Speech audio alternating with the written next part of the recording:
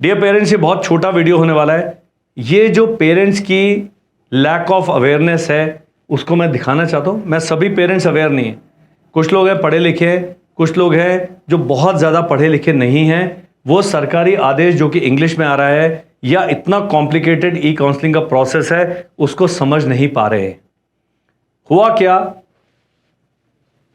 एक भाई साहब के हैं 272 नंबर 300 में से, उनको मिल गया घोड़ा खाल, पर उन्हें समझ ही नहीं आया कि एक्सेप्ट रिजेक्ट कैसे करना है। मेरा वीडियो 9-10 हज़ार लोगों ने देखा है और 90,000 तक हैं लोग जिन्होंने देखना था, 1 लाख से भी ऊपर है, पर सब तो नहीं दिखते, रीच ही नहीं हमारी, आप शेयर भी नहीं करते हैं। उन्होंने एक्सेप्ट भी नहीं किया, रिजेक्ट भी नहीं किया, तो उनको ऐसा मैसेज आएगा, dear candidate Khalsa college public school, ये किसी को आया, राउंड 1 आपको अलॉट हुआ था क्योंकि आपने कोई एक्शन नहीं लिया, अब आप ई काउंसलिंग के राउंड से बाहर हो गए हैं और आपको ऑफलाइन काउंसलिंग में कंसिडर किया जाएगा। तो मैं 2 मिनट में बताऊंगा ऑफलाइन काउंसलिंग क्या होगी। आपने पहला स्टेप किया, सैनिक स्कूल का एग्जाम दिया, दूसरा स्टेप था उसको क्लियर किया, तीसरा स्टेप था ई काउंसलिंग के लिए रजिस्ट्रेशन किया, चौथा स्टेप था अपनी चॉइस भरी, पांचवा स्टेप था राउंड 1 का रिजल्ट आया। इसमें जिसका एडमिशन हो गया उनके लिए कहानी आगे है, जिनका नहीं हुआ वो अपने आप ही बिना कुछ किए राउंड 2 में चले गए। अभी भी आप ये चैनल सब्सक्राइब नहीं करेंगे, आपको नहीं पता लगेगा राउंड 2 कब होगा, क्योंकि आप साइट पे जा ही नहीं रहे। तो वेबसाइट देखें, ऑल इंडिया सैनिक स्कूल एडमिशन काउंसलिंग सर्च करेंगे, AISSAC, बस यहां पर आएगा काउंसलिंग शेड्यूल में। लेकिन जिनका हो गया उनके पास 2 ऑप्शन थे, एक्सेप्ट करना या रिजेक्ट करना।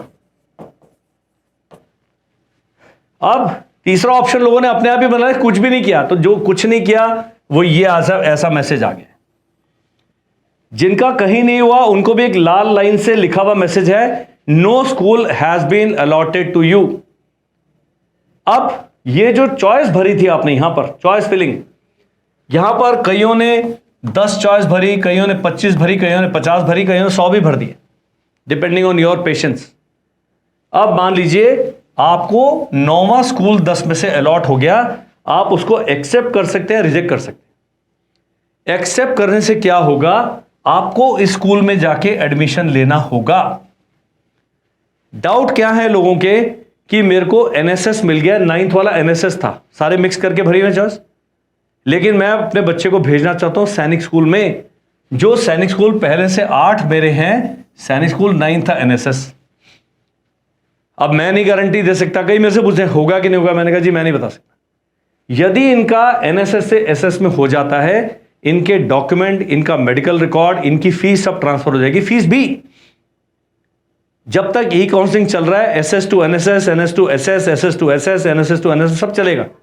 लेकिन एक्सेप्ट वालों को केवल 9वें से ऊपर, मतलब 1 से 8 के लिए कंसिडर किया जाएगा। अगर यही भाई साहब रिजेक्ट कर देते, 10 वाला था, 9th मिल गया, तो 9th वाले को छोड़ के पहले से 8 और 10वें के लिए इनको कंसिडर किया जाता, और नहीं होगा। अब आपके लिए सीख क्या है, सीख यह है कि सेकेंड राउंड स्टार्ट हो जाएगा, मान लीजिए 15 अप्रैल को, इसका रिजल्ट आ जाता है 17 अप्रैल को, 20 अप्रैल तक आपने उसको एक्सेप्ट या रिजेक्ट करना है। अब गड़बड़ मत करिएगा, ये तो अभी उसमें शामिल ही नहीं है, ये सीधा ऑफलाइन में जाएंगे।